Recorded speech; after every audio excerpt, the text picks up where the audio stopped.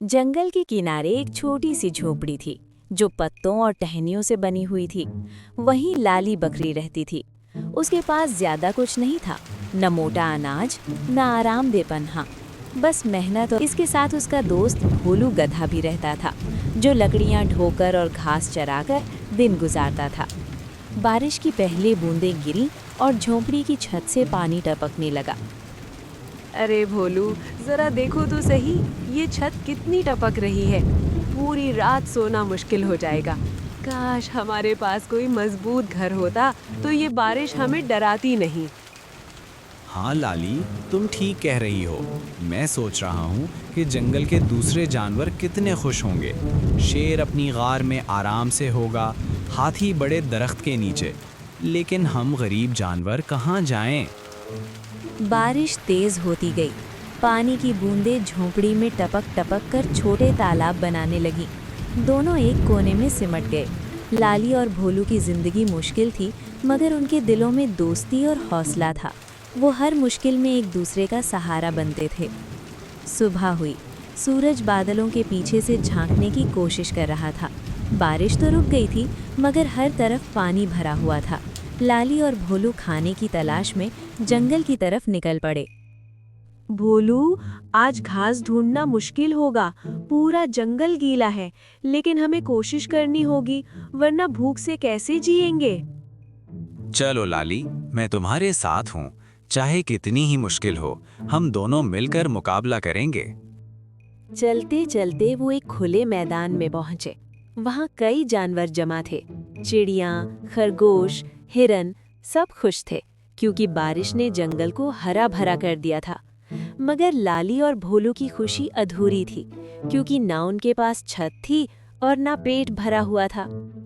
अचानक एक चालाक लोमड़ी वहां आ गई। उसकी आंखों में चमक थी। अरे अरे, ये कौन उदास चेहरे लेकर घूम रहे हैं? लाली और भोलू, क्या बात है? सब बारिश का मजा ले रहे हैं और तुम ऐसे क्यों हो? लोमड़ी बहन, क्या बताएं, हमारे पास रहने के लिए मजबूत जगह नहीं। पूरी रात पानी टपकता रहा और अब खाने के लिए घास तक नहीं मिल रही। हम किसी महफूज जगह की तलाश में हैं। हल तो मेरे पास है, मगर इसके लिए मेहनत करनी होगी। जंगल के बीच एक बड़ा दरख्त है, उसके नीचे गार जैसी जगह है। अगर वहां जाकर सफारी कर लो तो बारिश से बच सकते हो। लाली और भोलू खुश तो हुए, मगर उन्हें लोमड़ी की नीयत पर शक था। भोलू, मुझे लगता है ये लोमड़ी कोई चाल तो नहीं चल रही। शायद, मगर फिलहाल हमारे पास और कोई रास्ता भी नहीं। चलो देखते हैं। वो दोनों उस बड़े दरख्त की तरफ बढ़े। वाकई नीचे गार जैसी जगह थी, मगर वहां पहले ही जंगली कुत्ते रहते थे। कौन है वहाँ? हमारी गार में आने की हिम्मत किसने की? भाइयों, हम बस बारिश से बचने के लिए जगह ढूंढ रहे हैं। हमें थोड़ी सी जगह दे दो। ये जगह हमारी है, यहाँ कोई और नहीं रह सकता। निकल जाओ, वरना अंजाम बुरा होगा। मायूस होकर लाली और भोलू वापस लौट आए।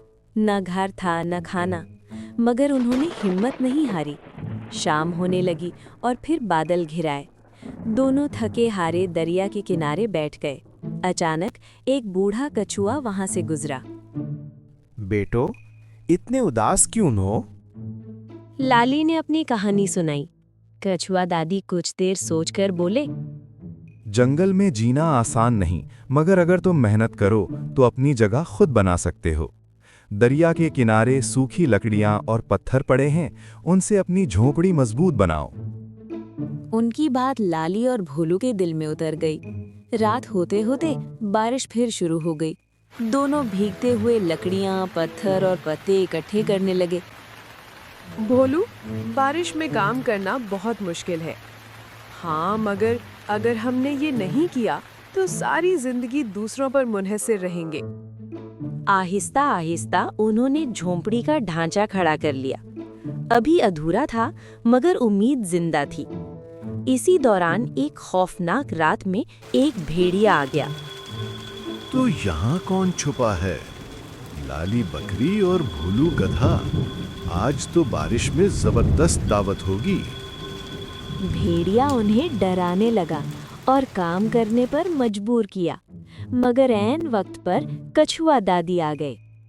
शर्म करो, ये गरीब जानवर मेहनत कर रहे हैं और तुम उनकी जान लेना चाहते हो। कछुआ दादी के सामने भेड़िया डर गया और चला गया। अगले दिन लाली और भोलू ने फैसला किया कि वो अकेले नहीं लड़ेंगे। उन्होंने पूरे जंगल के जानवरों को इकट्ठा किया। सब ने मिलकर झोपड़ी को मजबूत बनाया। जब रात को भेड़िया अपने साथियों के साथ हमला करने आया तो पूरे जंगल ने मिलकर उसका मुकाबला किया। हाथी ने रास्ता रोका, बंदरों ने बेलें फेंकी, लाली और भोलू ने भी बहादुरी दिखाई। आखिरकार भेड़िया हार गया और भाग गया। जंगल में खुशी लौट आई। लाली ने कहा, भोलू, आज हमने सीखा कि गरीबी कमजोरी नहीं, असल ताकत दोस्ती, मेहनत और हौसले में है। मुश्किलात आएंगी, मगर अगर दिल में हिम्मत और साथ में दोस्त हों तो जीत यकीनी है। उस दिन के बाद लाली बकरी और भोलू गधा जंगल के मोअज़्ज़िज़ बाशिंदे बन गए। उनकी झोंपड़ी सबके लिए पनाहगाह बन गई। अब बारिश उनके लिए खौफ नहीं बल्कि खुशी का त्यौहार बन गई।